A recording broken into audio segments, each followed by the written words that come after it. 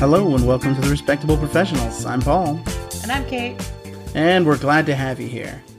So, following up from our last episode, I do want to discuss the burning question that I'm sure has been on a lot of people's mind. By the way, have you heard back regarding the coffee situation? No, but also it's because I've completely forgotten to ask. So I dropped the ball on that one. My friend, if you're listening to this, please get back to me with information on coffee that doesn't cause heartburn. Thank you. So, I'm still drinking a fair amount of ginger water, and I tried adding the turmeric.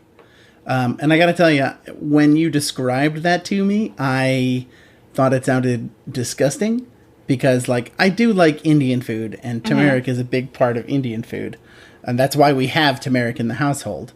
But, I thought you were basically saying, oh yeah, make Indian food flavored hot water, and that just sounds gross.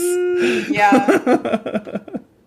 But no, in fact, it's really good. It's really good. Yes. Adding turmeric and ginger in hot water, I quite like the taste. It's been 2 weeks, and I've been drinking it pretty much every day. Are you using dry turmeric or fresh turmeric? Dried.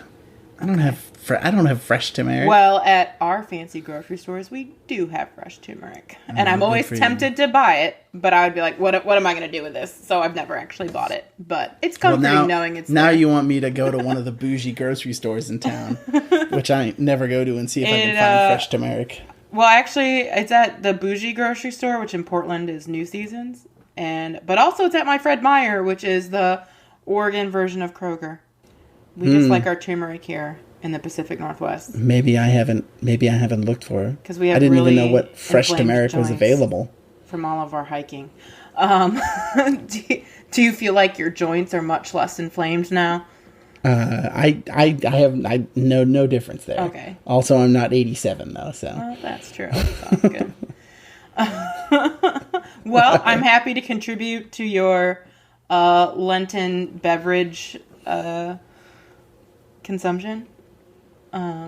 Yeah, it's been good. Also, I think this would maybe count as, I don't know if it would count as cheating, but I was researching making something that's called golden milk, which is basically you take milk or coconut milk and you mix in turmeric and maybe some honey and a little black pepper, because apparently black pepper helps absorb the whatever in turmeric. I don't know if that's true or not, but and I've had it from coffee shops here before, and it's really delicious, and I'm like, that seems like something I could make at home. Why would that be cheating for me?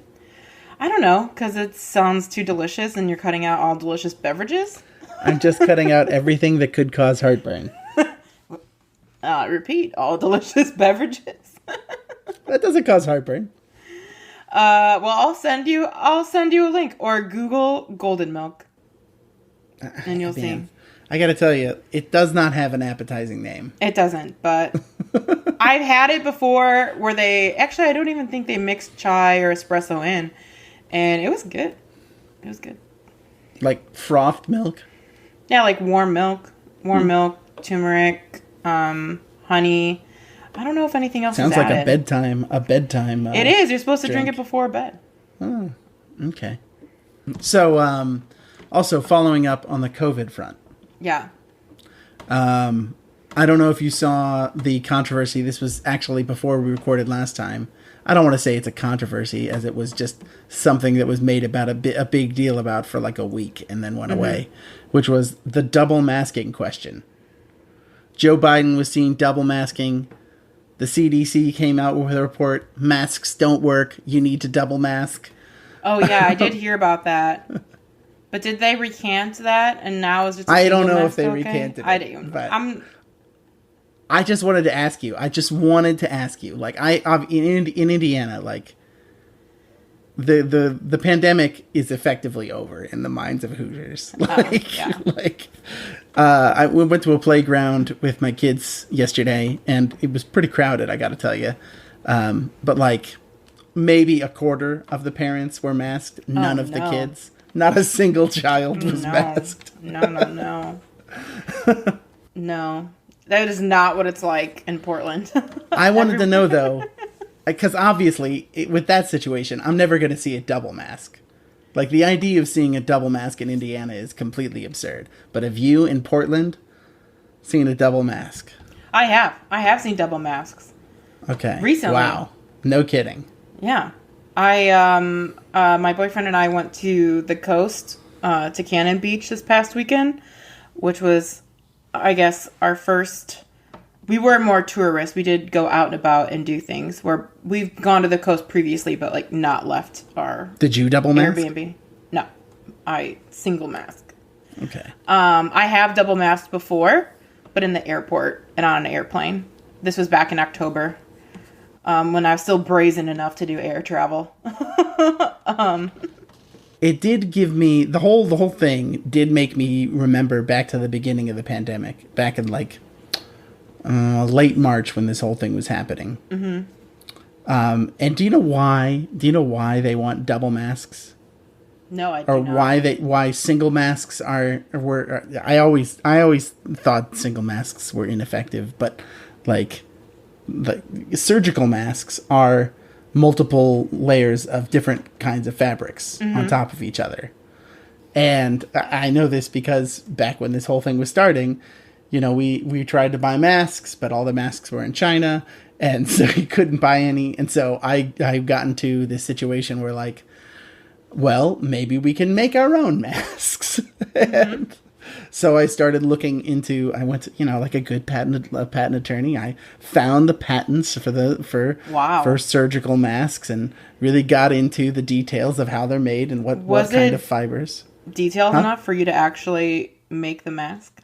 I mean, it had to be enabling at the very least. So yes. But was it really? I know, but was it really enabling? Because I feel like the art of a patent. To one having ordinary skill in the art, I felt it was enabling. All right. Well, do you have ordinary skill in mask? In material science, without a doubt. Yeah. At this point in time in my life, yeah. So yeah, I mean, I actually like. So I mean, it's a very simple design. The surgical masks are like these two layers of non-woven fabric. It's made by a special melting process. Oh. Yeah, gas. It's like a gas melting process, but that's irrelevant. All you need to know is, like, if you want to make your own surgical masks, which what's the point? Because the pandemic's on its ebb right now. But you take these two layers of non-woven fabrics, and then in between them you put a layer of this polypropylene mesh, and I think it has to have a certain, like, 2 micron gaps or 3 micron gaps. That's no larger than that in the mesh, and that is the little thing that you put in between. Mm-hmm. And man, I had this whole plan. I bought the material, and we were gonna make, like, my mother-in-law is pretty good at sewing, so we're gonna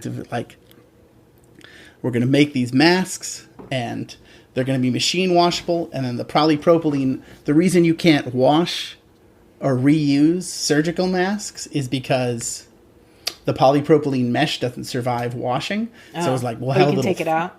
We'll have a little pocket so you can take out the mesh and replace it on a disposable basis. And I had like 12 feet of polypropylene mesh, so that would last us a long time. But I don't know. Then surgical masks became readily available because of the market. And well, for the next pandemic, and at this point, there's probably going to be one, right? You'll be prepared.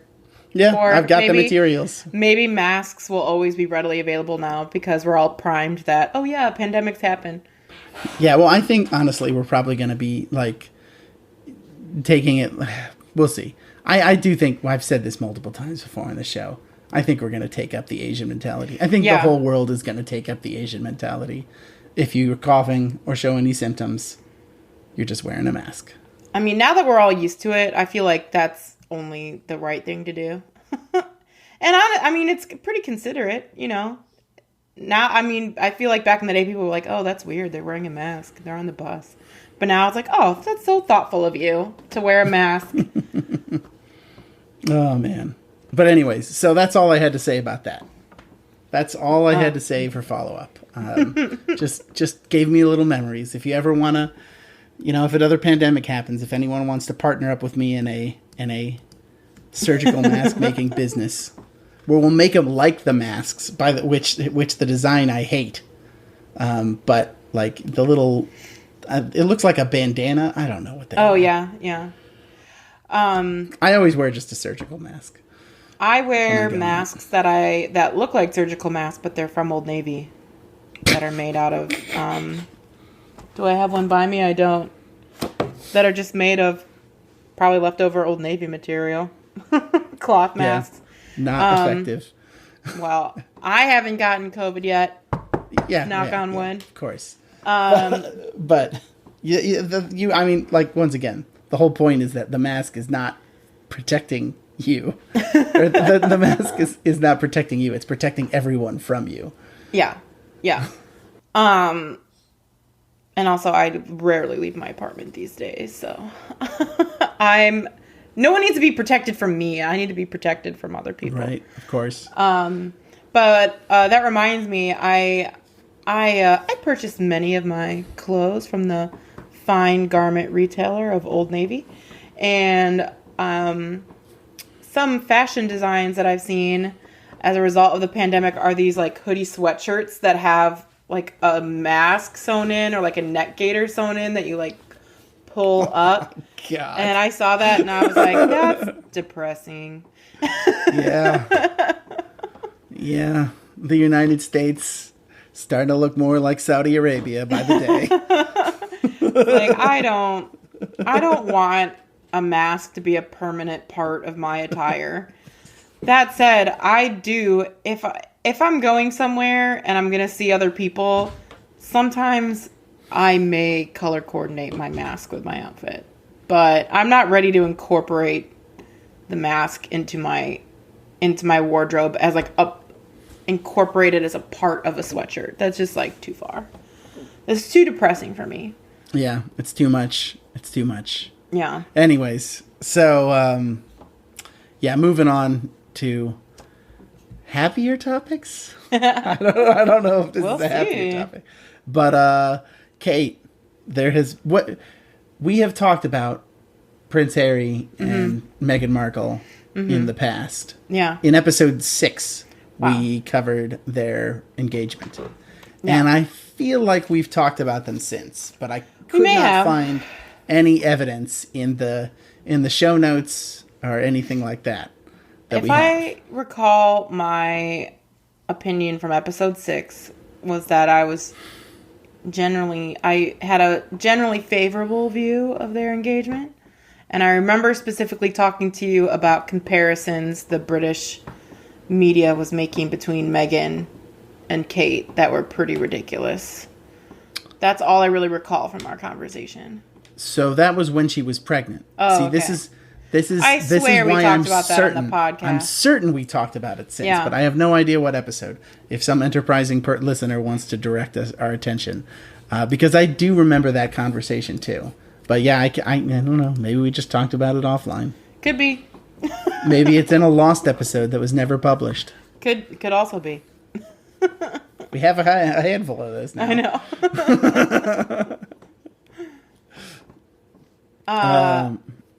But they're in the news again.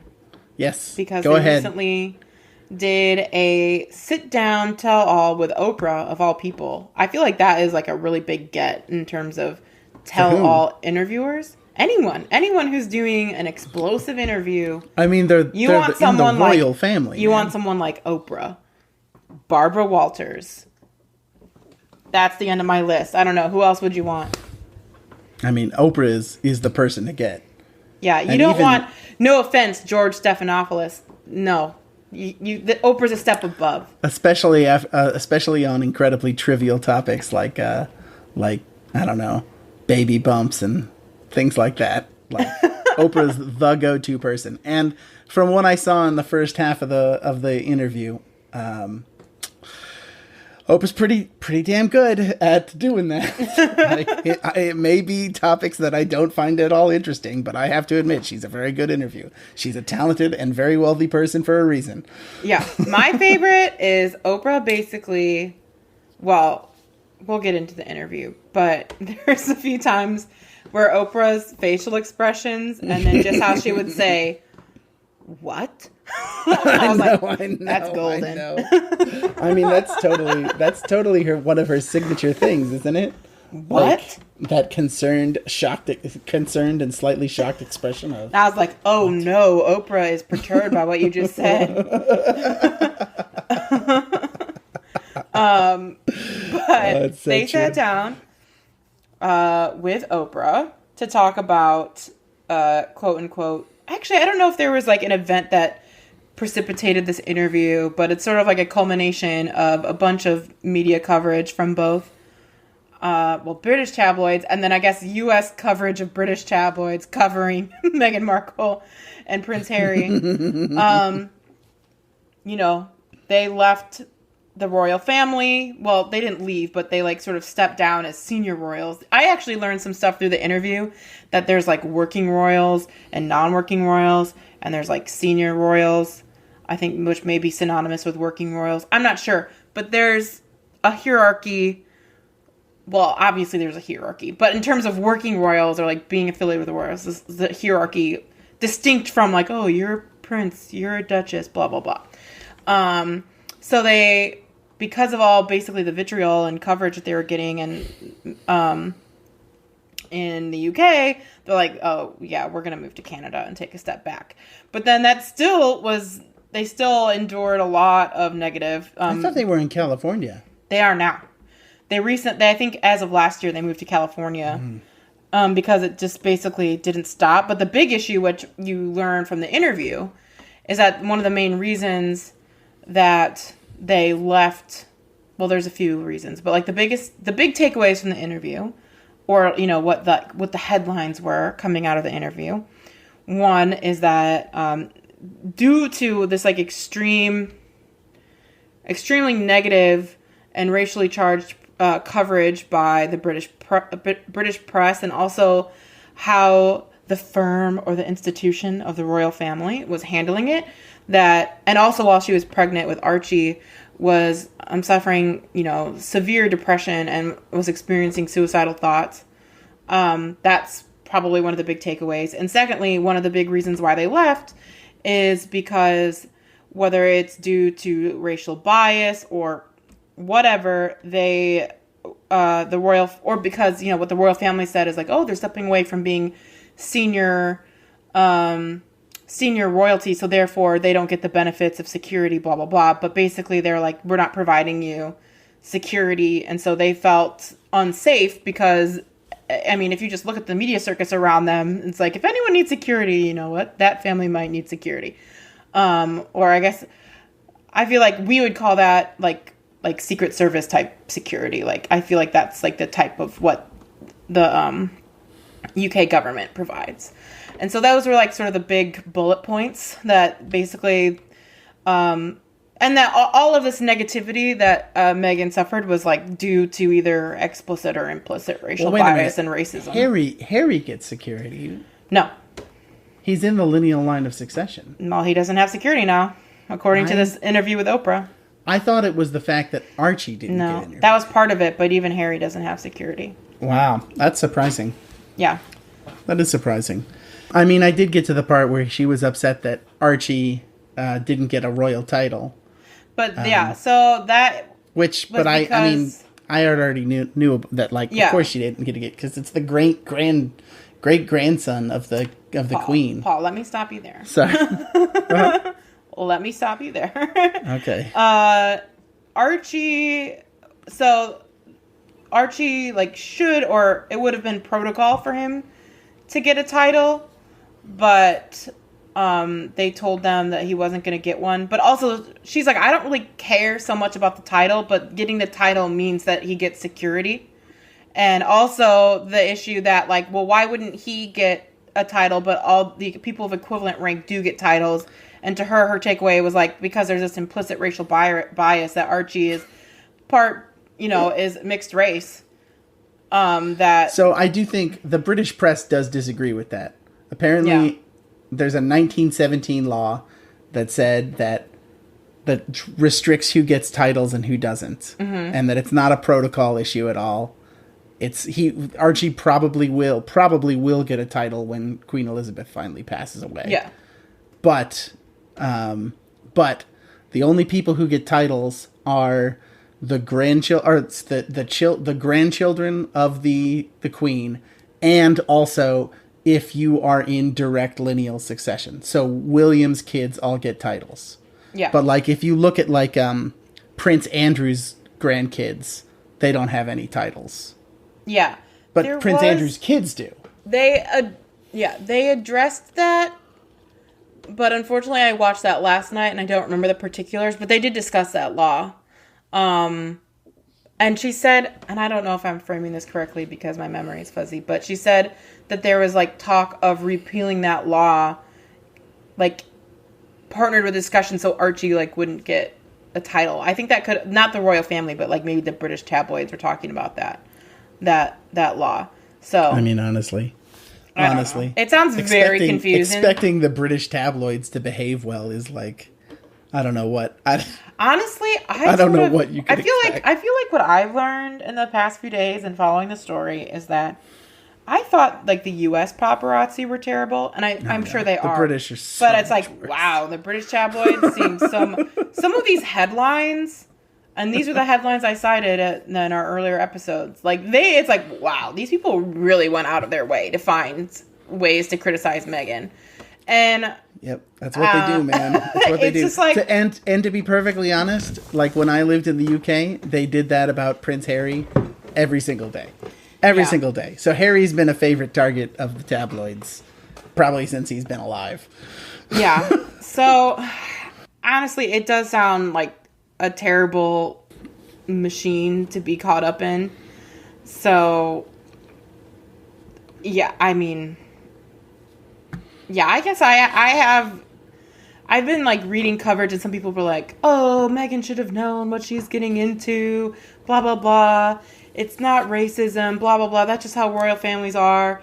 It's like, you know what? I feel like maybe there's some truth to that, but like, you know what? No one, whether it's in the UK, whether it's in the US, like I feel like a similar thing what we talked about here, like how the press treated Britney Spears. Like no one should be treated that way. No one should be harassed or not ridiculed, but spoken of in the press so negatively that it affects their mental health. And I think both of those things happened with Meghan Markle and also Britney Spears. So I just think, you can, yes, there's, the royal family is an institution, there's traditions, there's customs, there's tradition, there's blah, blah, blah. But, you also don't have to be an asshole. You can also confront your implicit racial bias. I think both can be true.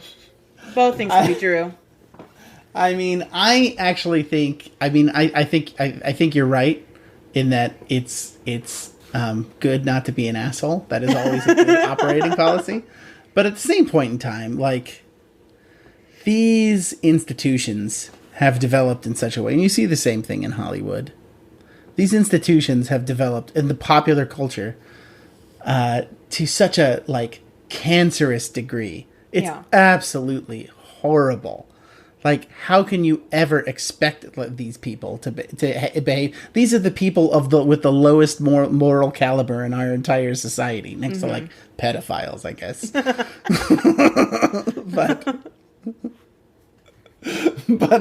but like, do you really think these people are gonna be like better than their nature? I guess that's the question. No, but I think what is promising is that there are, the New York Times documentary about Free Britney. There's this interview and then related or subsequent discussion about how Meghan Markle and Prince Harry were treated. Is the British press and the U.S. paparazzi still going to behave like, do a race to the bottom of how terribly they can treat people to get clicks? Yeah, but we as a society can be like, maybe we don't want to participate in an industry or a, what's the word I'm looking for? And it's just like, we don't want to support that. Like, maybe we can change. I feel like we're probably at the beginning of that process of really reflecting and being like, hey, is this right? Is this how we want to treat people? Is this the type of media we want to consume? Do we want to create a market where this is how, paparazzi and British tabloids treat people? Maybe not. And obviously nothing's going to change overnight, but I actually maybe this is the beginning. Oh, really? I disagree. I disagree that it's ever going to change. I mean, it probably won't. It probably won't. It's probably going to get worse. Oh, it's probably going to get worse, and I think it's an outgrowth of. It's an outgrowth of popular culture, specifically, like the United States. And we'll talk about this later in the episode because this is actually sort of ties into where my mind's been going these days, but. There's certain elements of popular culture and the mindsets of the countries of the United Kingdom and the United States that are specifically set up to have absolutely no real sympathy for people who are in a higher status. Yeah. And I think, and we'll get into that. We'll get into that later. But like, I think that's at the root of that's at the root of this kind of thing. And so, no, I think it's going to probably get worse because the perception that someone is in the high status area is basically like a total like open season on them for as far as like what. There's no the gloves are off essentially, and the common person is not going to give a damn. I'm not going to have any sympathy for them. Yeah, you're probably right, and I do see a lot of that, I guess, in my day-to-day media consumption. Yeah. But part of me, you know what it makes me think of is what my mom would say to me when I was growing up. To follow the golden rule, which is to treat others how you wish to be treated. And I know that sounds cliche and corny, but like, man, I feel like that's true. We should follow the golden rule in all things, and maybe life would be a little bit better. But we don't. Mean, certainly don't disagree with that. But certainly don't disagree with that. But man, should we even be talking about this scandal in a meta sense? How so? Okay. Because we're contributing to this cycle by even discussing it. Oh, well, that's true. Watch out, here comes the equivocation. I was going to say I guess we're contributing to it, but we're also reflecting on the value or I don't know. I want to say we're outside of it critiquing the... It's a meta discussion. Yeah. Rather than like participating in... But, maybe I'm splitting hairs.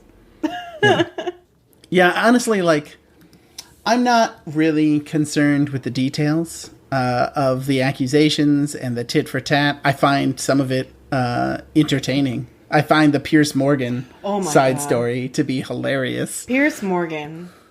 Do you know what the whole deal was? Do you know what his whole deal was? I saw that he's like, I was having drinks with her at a party, and we got along great. And then I never heard from her again, and that hurt my feelings, because I quite liked her. And then how he stormed off his British Good Morning America show or whatever, and then... Good Morning Britain. Because basically his co-host was like, man, have you heard from her? Like, maybe you should just like let this go. And he's like, I can't. It was the weatherman. Yeah, on that show who was back talking him. But here's the thing, Kate, and he was complaining that she wasn't acting like a royal. Which, by the way, I totally agree with him on that. Like, none of this. Although, to be perfectly honest, and we'll get into this, I kind of think the royal family is a total sham as it is right now. Yeah. So, like, who cares? All right. What's that mean? Let's okay. Continue. Let's continue. So, just as a side note, that it is widely believed that Piers Morgan basically planned that whole thing. Oh, really? Because he has a book coming out soon that is specifically about cancel culture and political correctness and that kind of stuff. I buy it. And also because he was getting tired of being on Good Morning Britain, And the BBC is starting a new television channel called, it's like the Fox News of the UK. So it sounds like he'll fit in great there. And, well, he's not really a conservative. He's more of a totally, like, unscrupulous guy who will say whatever is going to get him the most attention at the right time. Like, he seems like he's all over the political I don't know about his views, but the quality of what he says has like a real Tucker Carlson quality. He definitely is nothing like Tucker Carlson. Nothing like Tucker Carlson. It's just that they both say things that are enraging and like confounding at the same time. Where you're just like, oh, I'm so angry. And what? How did you? Yeah. But it's widely believed, or maybe not widely, but it's at least believed that he was it's planning slimly this, believed. planning this the whole time. The whole time, and that it serves his purposes perfectly. I mean, which, by the way, I'd point out that like he's done this in the past too. Like Piers Morgan has been on all sorts of different channels and all sorts of networks, and he's a real climber and a real like clever operator when it comes to like moving up the entertainment ladder. I guess, but like much like people who I'm just like, who likes this guy? I mean, obviously he has an audience, but well, people have said that during the past year he's been the most influential person in the UK. I mean, I don't follow UK media, so that may be true. But yeah. Whenever I see his name comes up, it's like never something positive. Ever. People have accused Piers Morgan of being the shadow prime minister for the COVID minister. And that Boris Johnson basically just took all of his COVID policies from watching Good Morning Britain. Literally, like, this is stuff the press has said in the UK. Wow. Okay. Maybe he'll run for prime minister there. That would be a real Trumpian story. There's no reason for him to do so. He's as influential as you can get just by being in the press. Yeah. And the media. Why would he ever want the responsibility? He has the power. I don't know. He's Why totally would Donald unaccountable. Trump want to run for president? So. Well, because Donald Trump never had any power. He was just a guy screaming in the corner. Piers Morgan actually influenced policy for like an entire year. Man, that's crazy. Yeah. But he has no responsibility. No one's ever going to hold him accountable for anything he said. Like, you said such and such, and the prime minister did such and such, and now it worked out terribly. What do you have to say for yourself? Well, I didn't do it. The prime minister was the one who did it. Yeah. It's the great scam of the press. That they can have all the power, at least the influential press. They can get all the power with none of the responsibility. Yeah. But really, I know we talked about this during the last Harry and Meghan episode, whenever that was. But fundamentally, Kate, like, I am very, very, very, very strong on this point that Americans have absolutely no business whatsoever in the British royal family or any traditional hierarchical institution. Yeah, I mean... Yeah, I mean, you can look at... what happened with Wallis Simpson when she married into the British family? Caused the abdication of a king. Yeah, I mean, I have no... Oh, are you talking about, like, on a individual level or, like, a societal level? I'm just saying, like, well, like, I'm not sure what I'm saying. No American should ever be sticking their nose into a foreign institution that is hierarchical and traditionally hierarchical, because we just are not that way, and we mess up everything with our individualist ideological ways.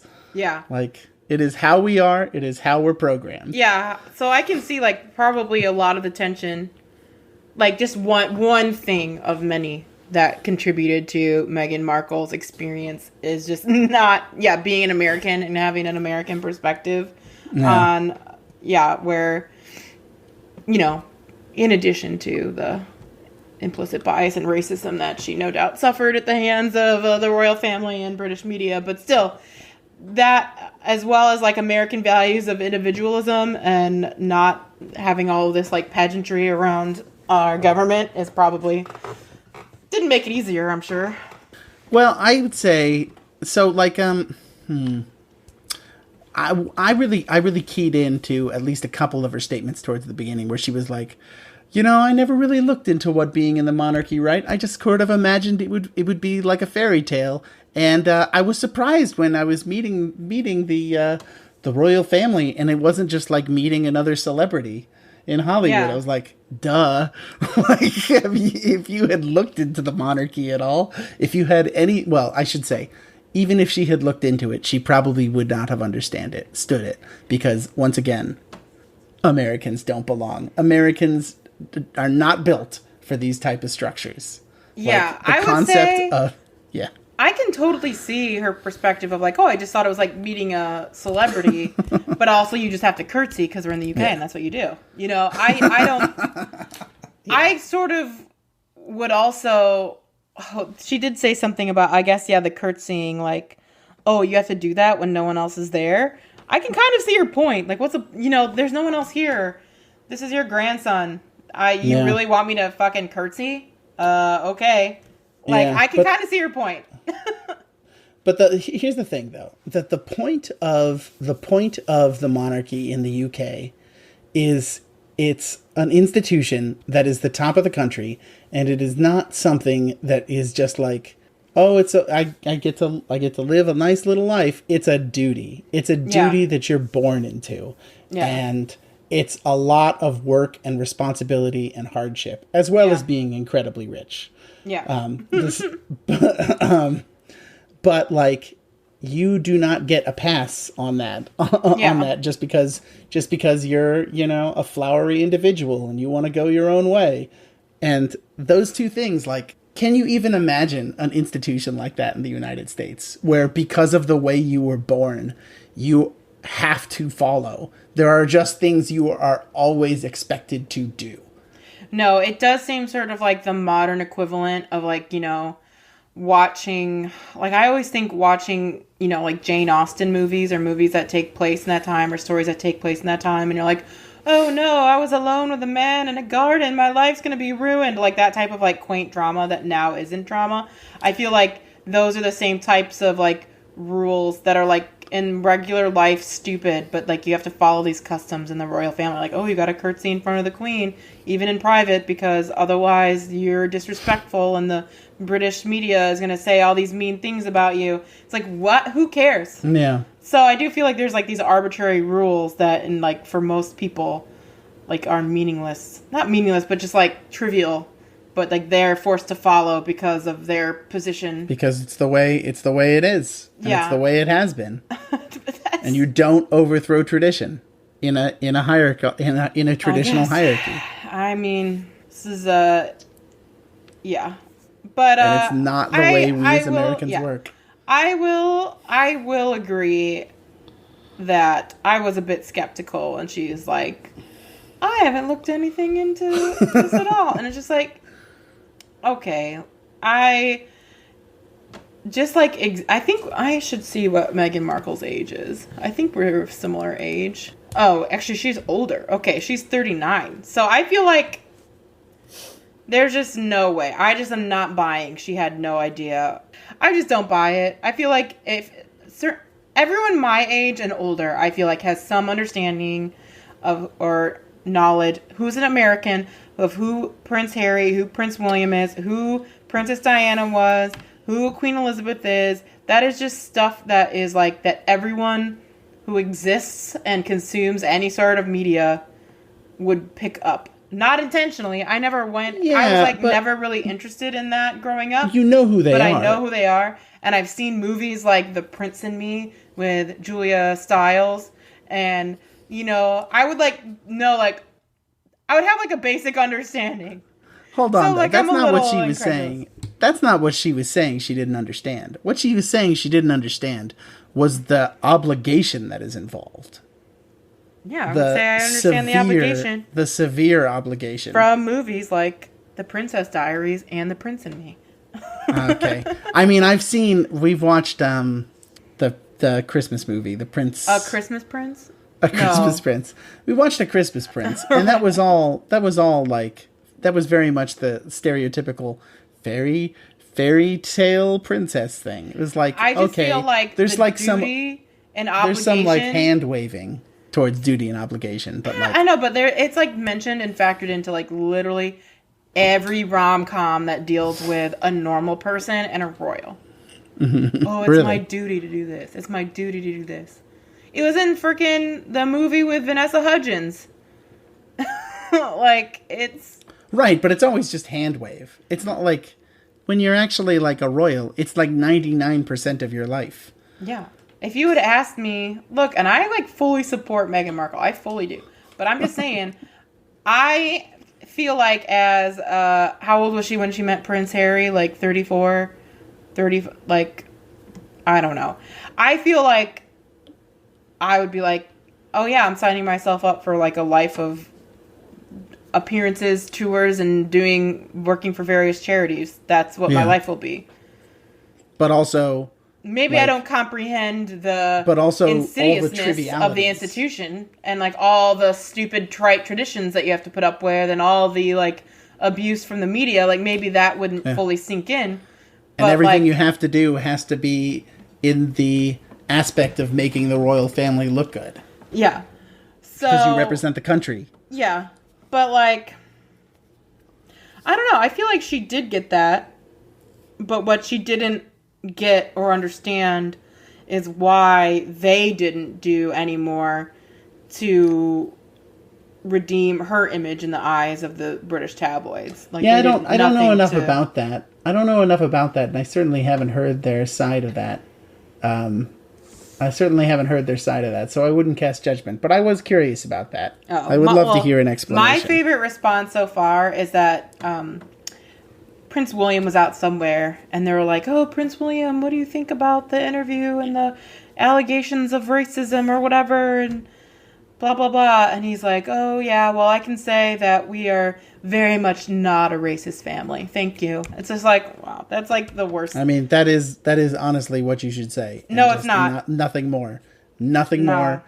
The Not less anymore. you say about that, Nope. Kate, I'm telling you, the less you say about that, the better off you're going to be, as long as you're trying to keep yourself apart from the public. I guess. If you want to wade into the politics of it, you say more. But if they're the royal family, I mean, so here's the difference. In 2021, Paul, as a prominent white man, if someone accuses you of participating or being involved in something that is racist, you do not say, I don't have a racist bone in my body. I'm not racist. That's such an American thing to say, Kate. It's an incorrect and wrong answer. I'm sorry. Such an American. No, you got to hold yourself apart.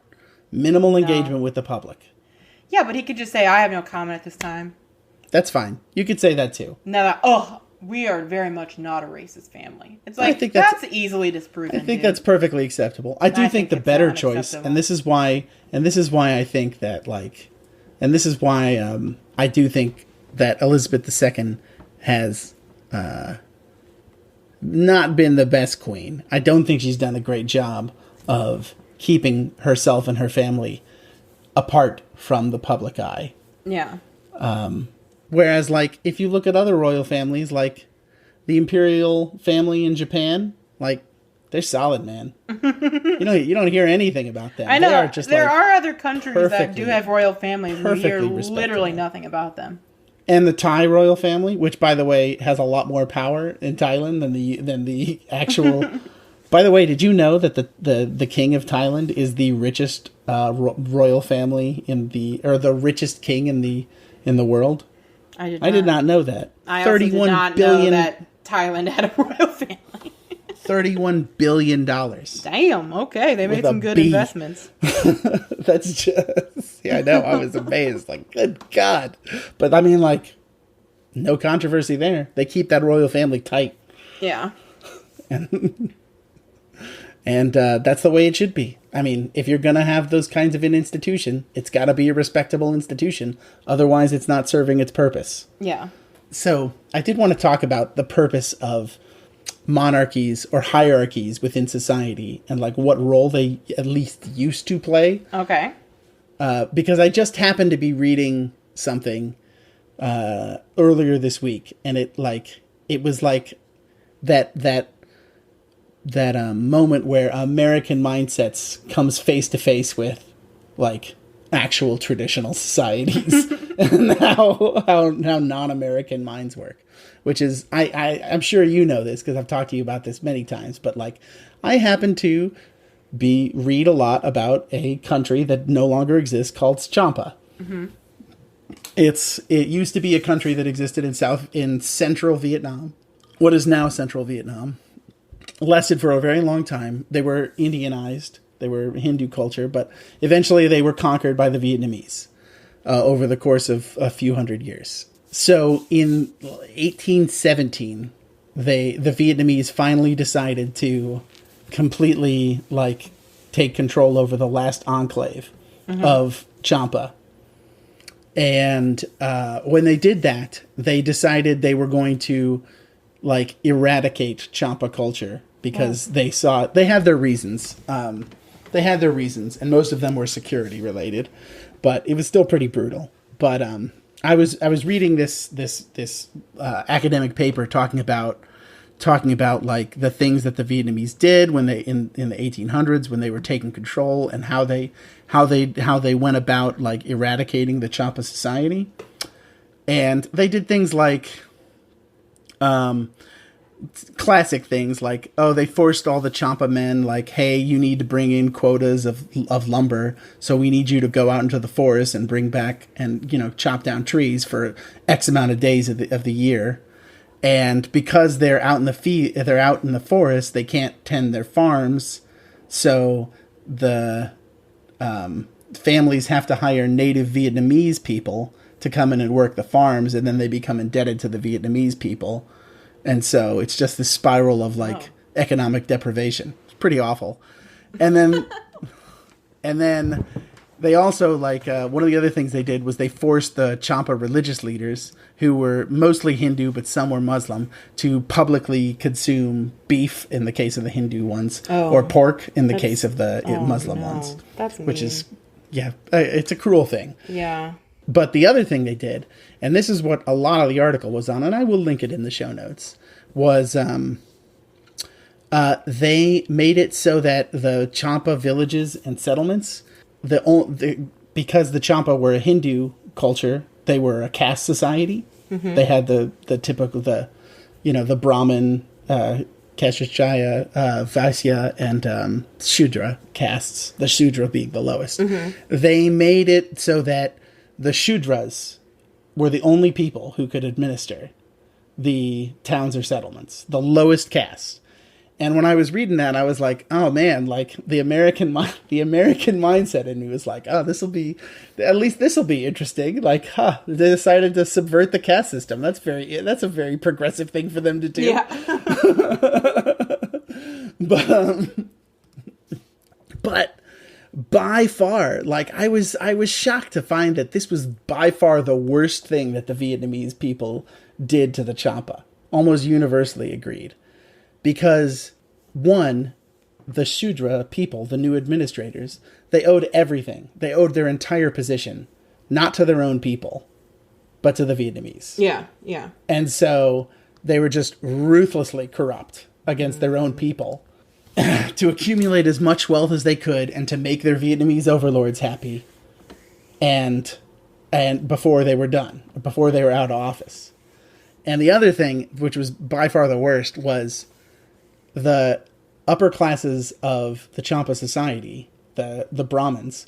They were like the intergenerational transmitters of the Champa culture. Everything that made Champa a society, a culture, was basically like, it was a top-down society. Mm-hmm. So, and as most traditional societies are. So like, the language, the holidays, the cultures, the religion, all that was transmitted by the upper two castes in the society from generation to generation to generation. And as soon as you subverted that, it was just the death knell. Within one generation, like everything, even the language started to erode. Oh, wow. They were just all gone. And like if you go to Vietnam now, there are still people who still claim to be Champa, but like they don't know it. They don't even know anything about the culture. They don't know. Everything's pretty much lost, which is sad, honestly. But I've always wondered how that happened. And then this paper just sort of illuminated it and sort of gave me pause and sit back and be like, maybe the upper class in societies actually had a purpose to these, or maybe a hierarchy in a society actually had a Are like you a productive postulating purpose. that the upper class of society helps ensure the perseverance or survival of a culture? A good upper class and a good hierarchy makes a society, is what I'm saying. And that this is a concept that I have never given thought of, because as I'm realizing, I'm uncomfortable with it. well, yeah, of course you are, because you're an American and I'm an American. And at no point in time are you ever taught that hierarchies are good. I mean, like, from day one in school, you're just like, overthrow, push down all hierarchies, elevate the individual, elevate the lowest. It is so ingrained to us. The idea that a hierarchy could be and I would also say, like, as we were discussing, we're a bottom-up culture. Mm-hmm. We're not a top-down culture. What is the transmitter of culture in our society? It's popular culture, which we've led to how that can cause some problems earlier in our discussion. But I don't know. It's made me think. It's made me really reassess and be like, oh man, like what is America? Like, what is America in the world? And I think I'm coming to the idea that, like, during the English Civil War, there was this group of people that took control and called the Whigs. Mm-hmm. And they still exist, kind of, but they were eventually overthrown. Well, kind of overthrown. They made a huge mark in English society, but their real victory was in America, because all of the people who rebelled and all the founding fathers were basically like the next generation of Whigs. Oh. And what I'm saying is that I think our country is like a Whiggish revolutionary society that exists to corrode hierarchy throughout the entire world, in our own society and everywhere else. I think it, and you know, I just finished James Burnham's The Machiavellians. Oh. It's a good book. I'll link it. I found a PDF of it in the show notes. It's very, very good. It's like 300 pages, so it's not short, but man, the end is excellent. And he was writing in the Second World War, right after we had just gotten in the Second World War. And he talks about democracy is the religion of the United States. Like, people talk about in the United States how we have religions, but like the Establishment Clause and the Free Exercise Clause are basically in there to establish that there is no official religion in the United States except the religion of the United States, which is democracy. Which is, and he talks about the Vice President Henry Wallace at the time, who was FDR's vice president, giving a speech. This was after the Soviet Union declared war on Nazi Germany, but before the U.S. got into the war. Henry Wallace basically gave a speech in the United States talking about how, like, the U.S. and the Soviet Union are closer than even Alexis de Tocqueville could have imagined, and that the U.S. and the Soviet Union are basically the same country, or similar countries taking similar approaches to ultimately reach a utopia of the common man. And I just, oh man, that just really struck me, because I've had similar thoughts that, like, I kind of think that the end state of the United States is utopian. I think the whole project of our country is utopian in its, like, constantly overthrowing hierarchies. It's just been, it's been really revelatory. And sort of seeing this British royal madness is like watching America worm its way into the tentacles of every traditional hierarchy that exists in the world. Yeah. And corrode it away. Just throw a little acid on that hierarchy. Do an interview with Oprah. I mean, yeah, I kind of resonate with the idea that democracy is America's religion. Yeah. That it's just so, like, indoctrinated in us that democracy is, like, the best form of government. And, you know, like, oh, power to the people. And yeah, and then that we as a country go out and help other countries install democracies. Sometimes when they don't maybe want that. Help other countries. Yeah. Make them have democracy. Yeah. But for whatever reason, as you were talking about that, what I remembered, this is sort of unrelated, but watching the movie Les Miserables, and there's only 2 songs in that musical. I should say only 2, but 2 songs in that musical that made me tear up a bit. And one was the song On My Own by Eponine, which is a great song. That's more like, has more like unrequited love themes. But the other one was, I'm looking for the name, but it's basically towards like the end when they're like fighting in the French Revolution, and then it's like, do you hear the people sing a song to make? Yes, and it's I know like, exactly what you're talking about. You know? And I was like, oh my god, democracy. I'll link that song in the show notes. And yeah, it totally. I mean, like that was Andrew Lloyd Webber, right? Writing for an American audience.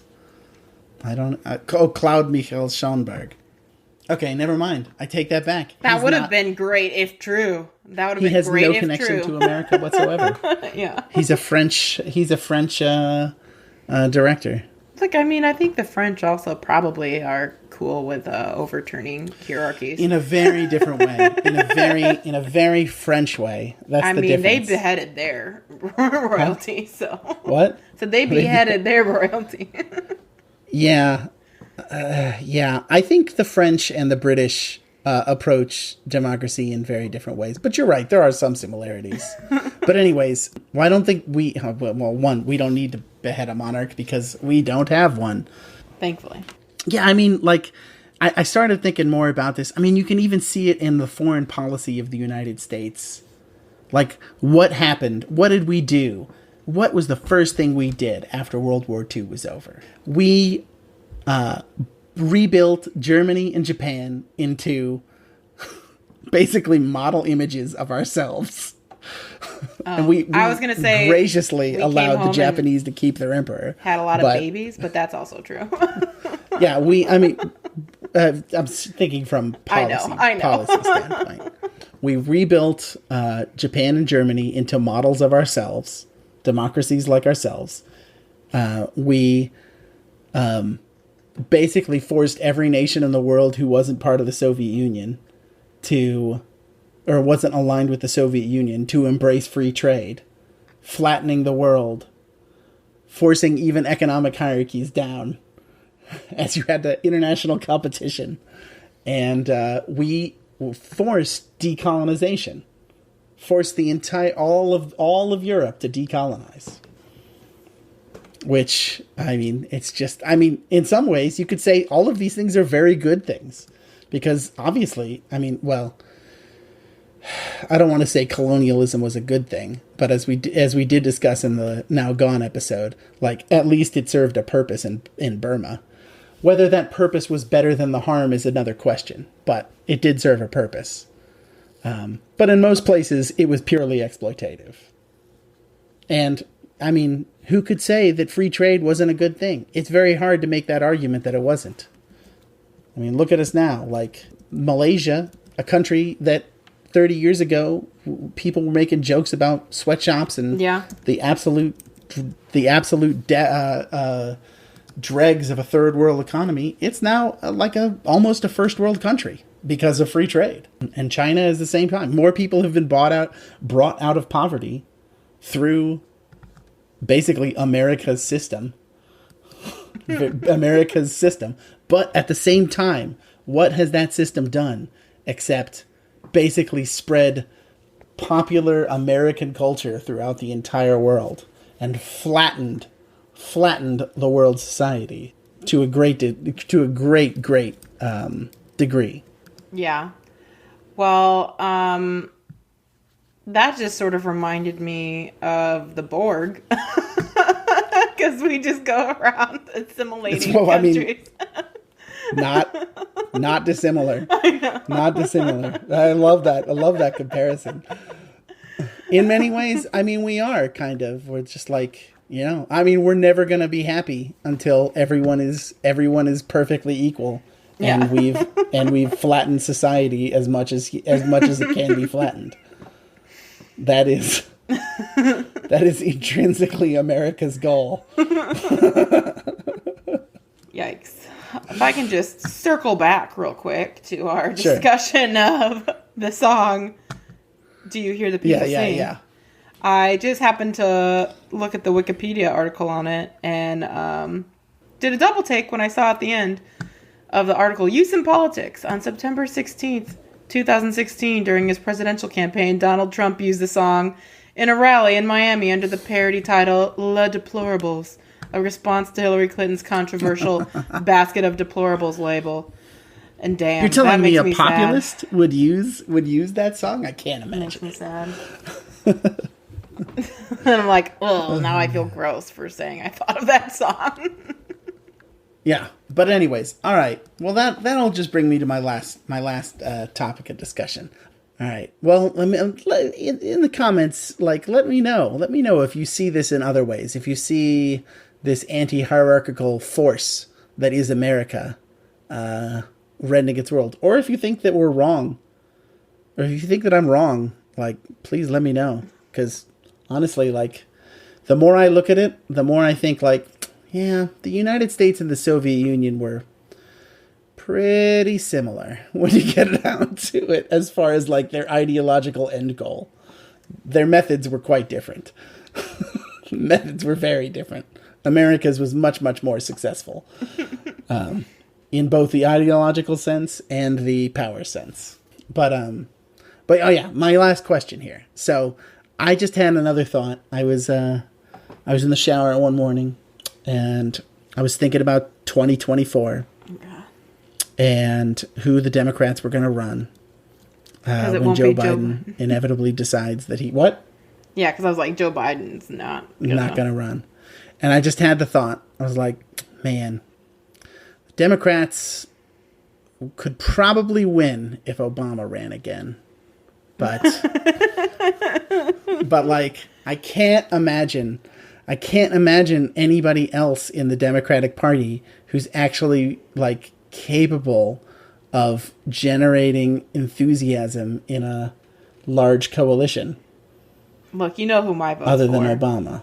You know who my Cory Booker? Yeah. I mean, don't get me wrong. I mean, I've been so jaded. I don't even really care for Cory Booker anymore. I'm the last remaining person in the Cory Booker fan club. I know. Yeah, I mean, don't get me wrong. I don't have anything seriously against him. I just more or less see him as another empty vessel of power. Yeah, but 2020 has just completely... An empty vessel I can get behind. What'd you say? I said an empty vessel I can get behind. Yeah. But anyways, he certainly is not the kind of guy who's going to spark huge enthusiasm among the general populace. I think we can at least agree on that. I mean, I do, but it makes me sad because I feel like he should be. But I had the thought, why doesn't Obama just run for vice president? I mean, I guess there's nothing barring that. Yeah. I mean, he could pull an Oliver P. Morton. I have no idea who that is.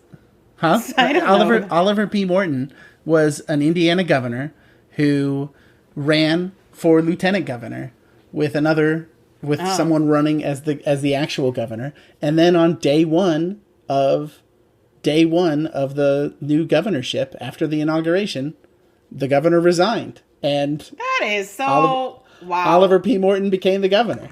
What? Yeah. He was seen as too extreme to be elected. What? First of all, what? I have a lot of thoughts on that. As a political strategy, sure, genius. But as like the candidate who's running as like a decoy candidate, what? I bet Obama could run for vice president and make it perfectly clear what's going to happen after Joe Schmo, the actual presidential candidate, gets elected. Obama's aide basically runs for president, and his campaign is elect me and I will make Obama president. I mean, I'm very conflicted because I bet Obama would still win. I know. I'm saying Obama's I'm conflicted because I feel like I kind of would love that. But also I feel in the United States, we have term limits and that's part of the but can you afford Donald Trump or Donald Trump's successor coming into office? I think Donald Trump will be... increasingly critical moment. Donald Trump will be too old to run by then, I think. I don't know. Although maybe he'll just be still lively based off the sheer hatred and stupidity that fuels his life. I don't know. So when Josh Hawley takes control God, I hate of the him so much. I hate him so much. I hope no one would. I don't know. So you would support a third term Obama? God, if Josh Hawley was the alternative, maybe. But also, it feels deeply un-American to support. Obama's only 51. He could do this indefinitely. It's important to keep. He'd be like the American. He'd be like the American. He'd be like the. He'd be like the American Putin, and I don't agree with that. Well, but he's an American Putin that, is a part of your party, right? Yeah, but I don't support. But why? Because the whole system of our government is designed to avoid that type of one person controlling everything and having all the power. Yeah, but why? You're like a toddler now. Because otherwise that would be a monarchy, which we distinctly, separated ourselves from. We would inevitably destroy because that's the way we roll. Yeah. Seek and destroy all hierarchy. Yeah. Yeah, I don't know. I think it's the Democrats' best shot at holding power. I don't know. I hope not. That's really cynical if true. I don't know. That can't be true. That can't be true.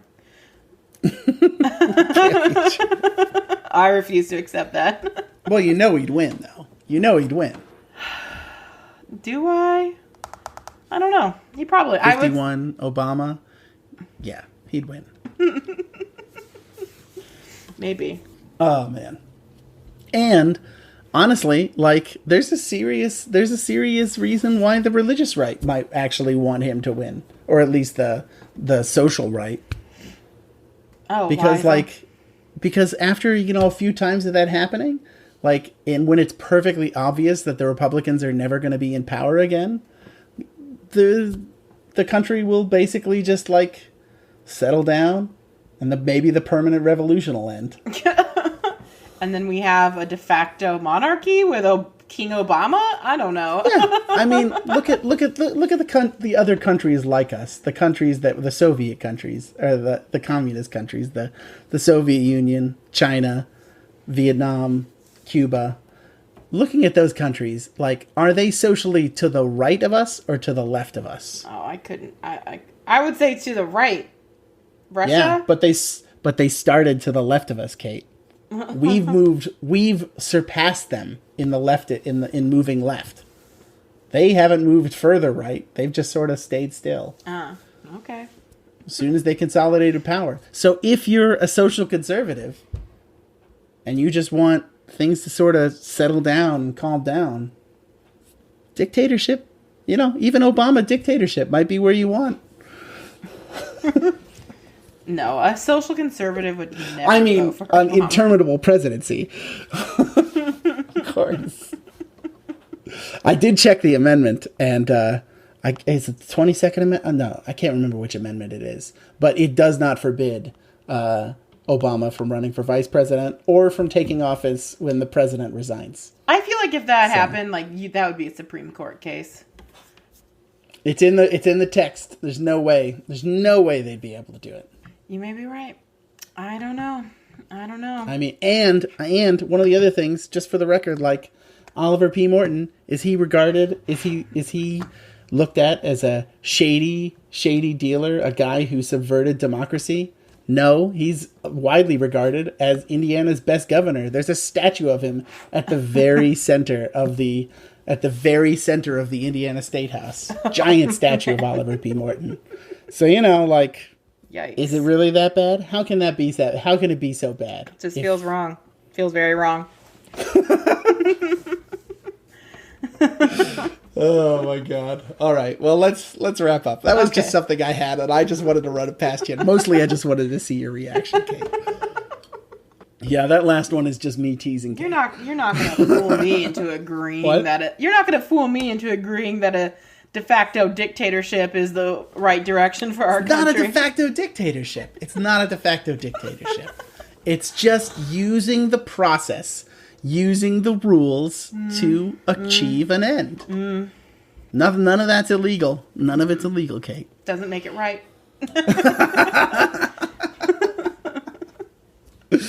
Oh, man. By the way, little postscript on Oliver P. Morton. Mm-hmm. He was also the first Indiana governor to get 2 terms. Or to serve more than 1 term, I should say. Oh.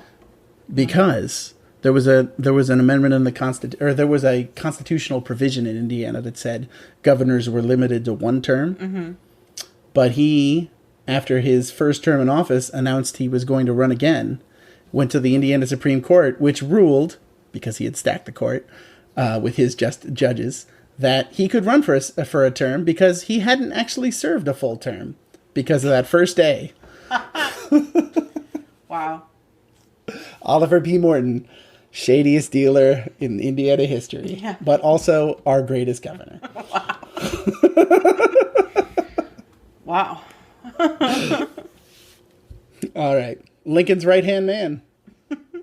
Anyways, so that's let's move on to recommendations. Do you have anything, Kate, you want to start off? I really don't have anything new other than to double down on my previous recommendation, which is J. Kenji Lopez alt videos. I've been watching a lot. A lot of them.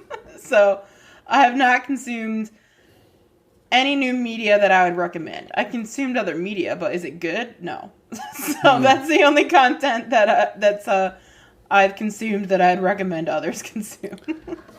My wife and I have been watching a show called Pen 15. I saw you put that. And I watched like the first few episodes of it. I agree it's hilarious and good, but I could not watch all of it. I don't think I'm ever going to watch. It's not the show you're ever going to rewatch, but I honestly think it's one of... I really like it. I am surprised at how much I like it. I greatly enjoyed the show, and I think it's very... For those who don't know, it's a show about... I think, are they in middle school or high school?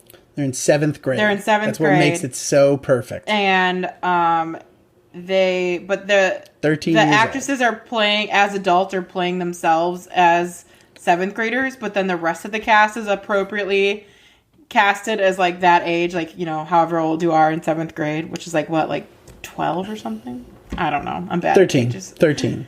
And they are so on point and accurate that it is just deeply uncomfortable and embarrassing to sit through. Oh yeah.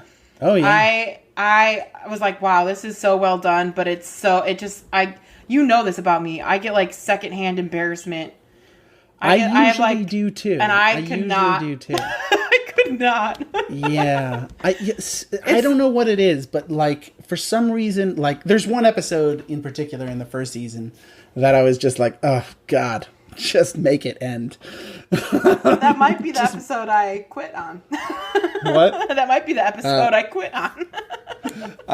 I think that might have been, but like, I mean, even in that episode, I remember laughing. There was one really good joke in that really painfully awkward episode. But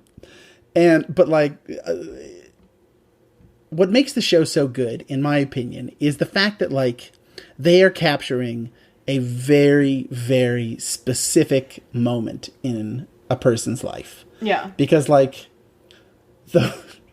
those characters and the two actresses who play the main characters, Maya and Anna, they are like so spot on as far as like 13-year-olds. You're like still half a child. Yeah. Like I see elements of their mentality that I see in my 6-year-old that are like just like the residue of a 6-year-old's mindset. Like, which is what a 13-year-old is like. It's like, It's becoming older, but you're still very much a kid. I mean, they play with little toys. They play with little toys. It was like, oh man, that's spot on the money. But at the same time, they're becoming adult. They're becoming adults entirely too quickly. Yeah. Yeah, no, I agree. Well done. It just hurt my, I don't know what to call it, my like soul, not soul, but I was just like, oh, I cannot, this is not relaxing for me to watch.